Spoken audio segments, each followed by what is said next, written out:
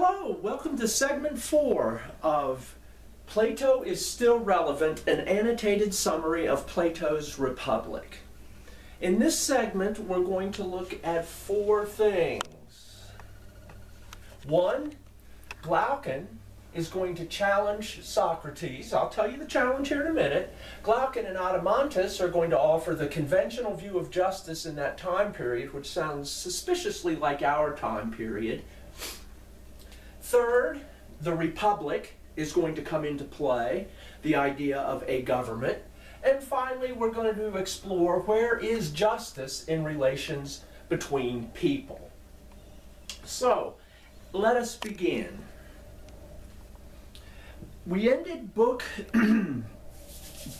1 with Thrasymachus' argument, justice is the advantage of the strongest. And Socrates argues, no skill benefits itself. That is, you have a doctor and a patient. The doctor takes care of the patient gets health, the doctor really doesn't get anything. Now, a couple of you that wrote in said, well, wait a minute, what if the doctor loves being a doctor, is passionate about being a doctor, and he gets fulfillment from curing the patient? Well, certainly isn't that something? And this does pose the question of whether justice, which Socrates has determined is a function of the soul, is internal or is it in external actions, and how do the two interrelate?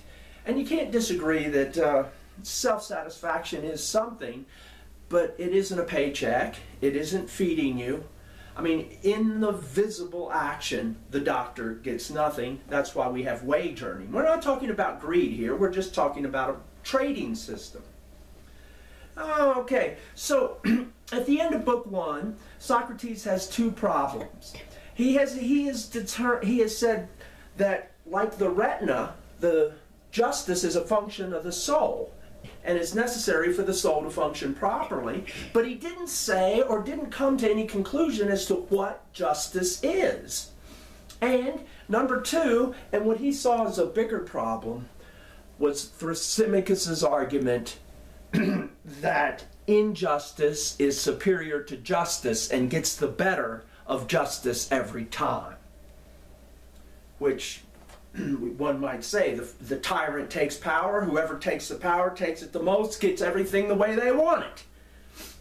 Socrates doesn't like this view of government. For instance, governments are relative. As Thrasymachus said, you go to a democracy, the laws are fashioned democratically, you follow democratic laws, therefore you're good. If you don't, you're bad. You go over here to an oligarchy, you follow oligarchical laws. That is, the boss, whoever's in power, tells you what's good, which makes good relative. Socrates spends his entire career fighting this notion that seems obvious. I will throw in, everybody has a system of justice. They might all differ, but everybody does have a system of justice. What is that thing that everybody's drawing from? That might be, what is that form that everybody's bringing down to the world of becoming? So anyhow, Glaucon will not let Thrasymachus give up his relativity argument. Glaucon wants to hear. He says, look, Socrates, aren't there 3 kinds of good? There's good that you enjoy for its own sake, just being happy, joy, happiness. There's good that you like for its own sake and consequences, health. You enjoy health for just being healthy and the things you can do with your health, thinking, or even seeing. You enjoy seeing a sunset, but you also enjoy the consequences of seeing. You see the hole in the road and you step around it. And then finally, there's some goods that you enjoy only for the consequences.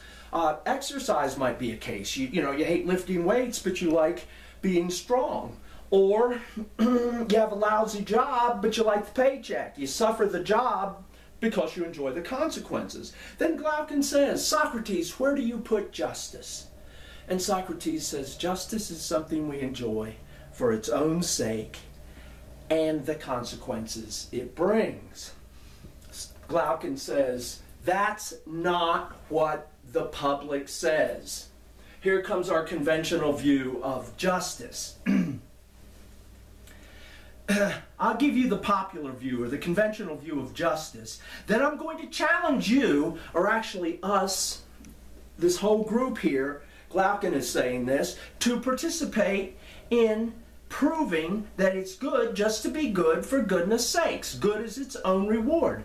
By the way, it is interesting to note, Glaucon and Adeimantus were Plato's older brothers. There were people in these discussions that sat around and didn't say anything. You can imagine a 10, 12-year-old Plato watching his older brothers, who, by the way, later got mixed up in political trouble. didn't quote amount to much, but it is kind of interesting to note these are Plato's older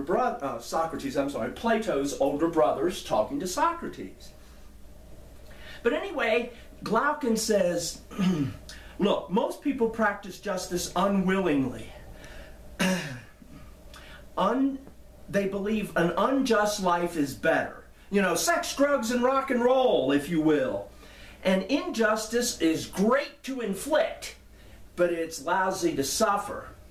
So the weak people make a compromise, neither to inflict justice nor to suffer justice. Now, come on, Socrates, a real man, a man who's strong and powerful, wouldn't accept any kind of compromise or such a contract. He'd go in and take everything he wants, and if anybody messes with him, he would shoot them, he would kill them, he would take them out, so that he could have everything his way. Justice is a compromise amongst the weak to keep the strong from taking advantage of them. And then this real man, or people in general, must be forced by such social conventions to be just. I mean, you know, how do we say this? Glaucon offers an argument. He says, take the ring of Gyges. It makes you invisible. The perfectly just man and the perfectly unjust man. If you gave them both the ring, okay, and they would not be seen so they could do anything they want, Glaucon argues the perfectly just man would be in the women's dressing room, would be robbing banks, would be doing all the evil things that the perfectly unjust man would do. The only difference is the just man is afraid of the law. So without the ring of Gyges, he will not behave. And says Glaucon, the highest unjust act is to appear good, but don't be. Wrap yourself in a cloak of goodness, but be evil. Adeimantus steps in and goes, look, fathers, states are basically two-faced. They praise justice, they praise being good, but see it as a tiresome thing. They don't want to do it. So they tell their children to be good for the results and for the consequences, for the reputation. Even this new craze of savior gods, Orpheus, Musaeus. Musaeus says if you're good in life, you can spend eternity perpetually drunk.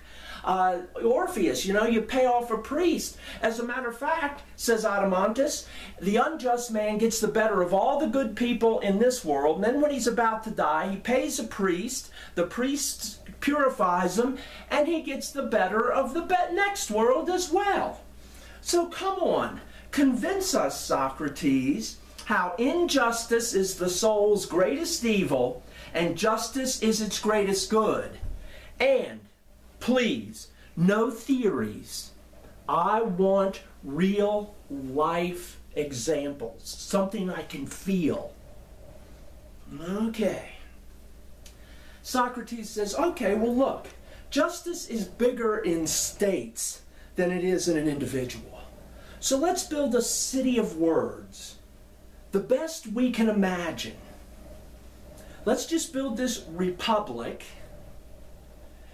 and see in building a city where justice comes in. So a city, a community comes together because people are not self-sufficient. You know, so people share with others. You know, one guy's a good house builder, another guy's a good hunter, another guy's a good farmer. So they kind of work with each other for each other's good. Now, Do you think at Glaucon that, say, the house builder should spend 1/4 of his time building his own house and 3/4 of the time building the other people's house, or should he just spend all of his time building houses, and the farmer should spend all of his time farming and then make their goods common to all? Yeah, I think common to all, Socrates, is the way to go there. Okay, so we'll have specialization. And here's a big thing. Everybody's got to be naturally fitted to the job they do. They've got to love the job they do. Because if you have a natural inclination to do a certain thing, like a doctor, you most naturally love it. And if that's all you have to do the thing in life you love to do, aren't you free? Isn't that freedom?